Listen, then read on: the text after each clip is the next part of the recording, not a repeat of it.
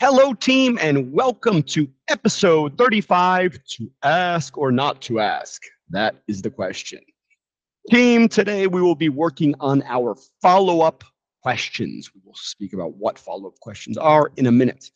But sometimes when you are practicing English here in class, it might feel a little bit like an interview, or I keep asking questions and you keep answering.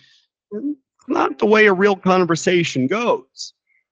With a real conversation, you don't know what the other person will say, but if you are listening, you'll take what they say to continue the conversation. And by asking smart follow-up questions, you can prove without a shadow of a doubt that you are not only understanding the person, but that you're listening and trying to build a relationship with the person. It's a good way to show that you're interested.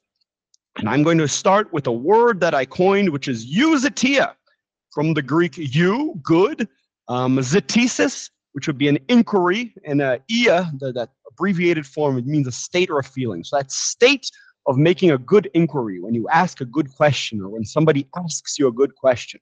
So that is John's word of the day. But, team, how about you?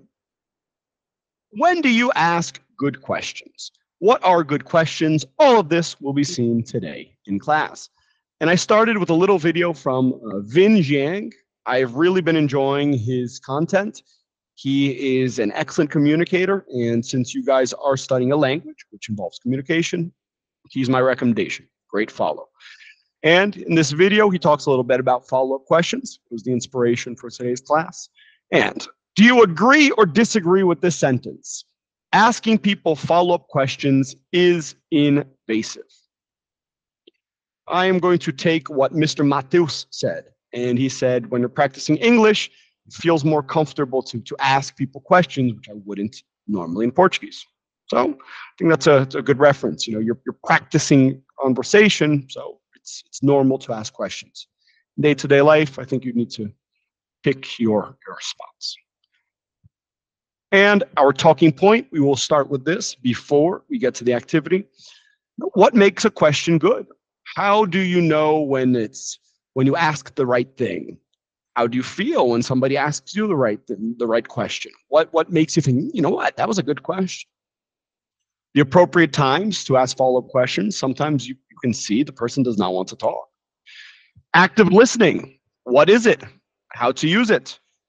You guys are in a situation where you're speaking English, it helps to oh yeah, oh, we understood, got it. You can repeat some of the words. Brazil is playing today. Oh yeah, Brazil, they're playing. So you can just by emphasizing certain words the person's saying, nodding your head, following along, it shows that you are paying attention. How asking questions can be important to your English studies. Everybody knows my answer for that. I think it's the most important. And people who ask you good questions, probably good people to practice English with.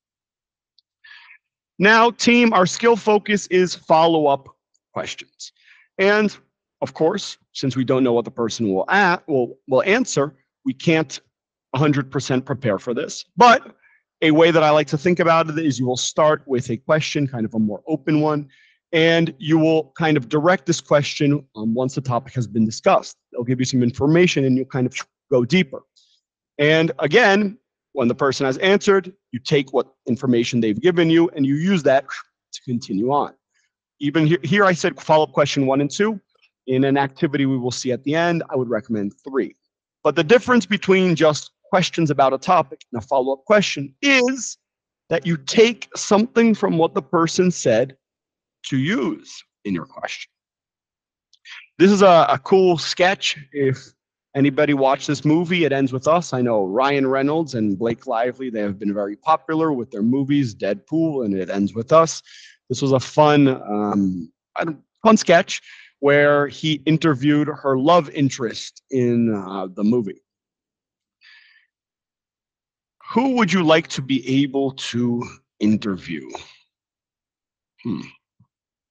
I would like to be able to interview maybe my grandparents. I didn't meet them on my mother's side, so it would have been cool to talk with them. I just hear some stories, so I think I would like to know about them, what their life was like.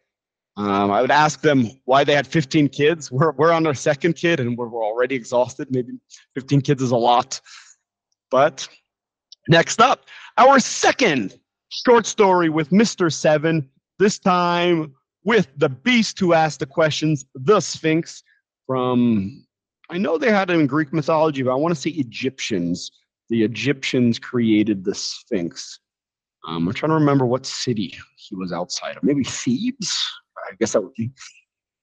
I don't know, but I remember that the story of the Sphinx was he would ask questions, and if you didn't know, he'd kill you.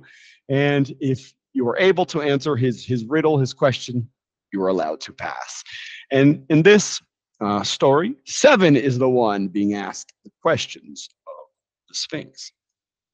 So, do you know about the Sphinx? What other mix of animals and humanoids would make for a cool monster?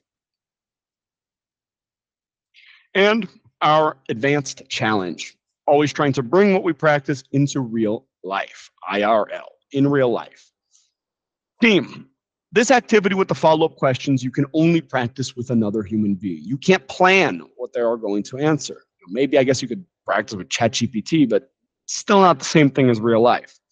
So your challenge is to invite a friend for some ice cream, coffee, beer, lunch, whatever it is that you like to do, and ask them a question.